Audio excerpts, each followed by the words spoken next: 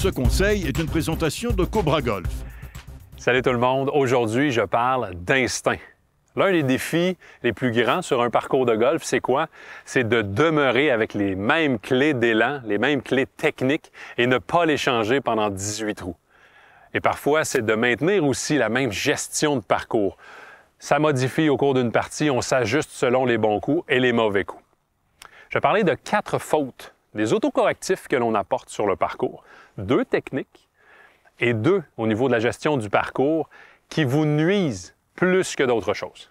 Alors, d'un point de vue technique, la première faute, on entend souvent parler de « je dois avoir un plan d'élan qui provient de l'intérieur vers l'extérieur.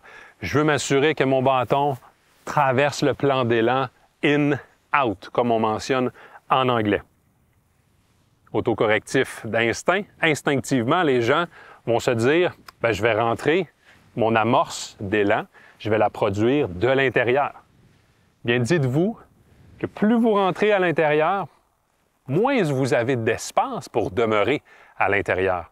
Plus vous avez d'espace pour revenir encore plus par-dessus le plan. On reste dans le même cercle vicieux et on risque de produire la même trajectoire de balle.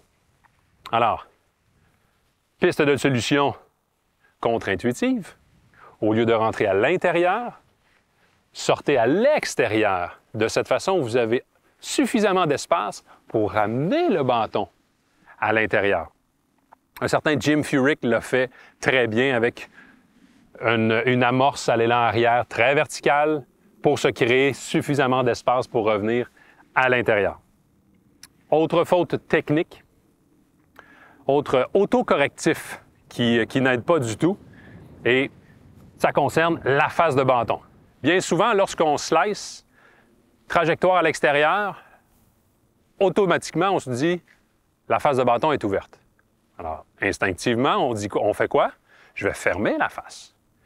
Alors, en venant positionner la face de bâton à l'adresse, on ferme la face parce qu'on veut corriger la slice. Qu'est-ce qu'on se dit inconsciemment? Je ne peux pas relâcher le bâton, la face est déjà fermée. Alors, je vais retenir mon relâchement des poignets. Piste de solution contre-intuitive, au lieu de fermer la face, ouvrez la tête de bâton, la face de bâton. Qu'est-ce que l'on envoie comme message au cerveau? Je dois activer mes poignets pour fermer la face.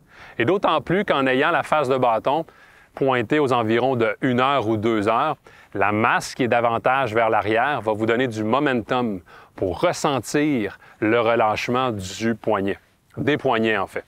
Et assurez-vous que lorsque vous effectuez vos élans de pratique, votre attention est sur cette piste de solution. Encore une fois, contre-intuitive.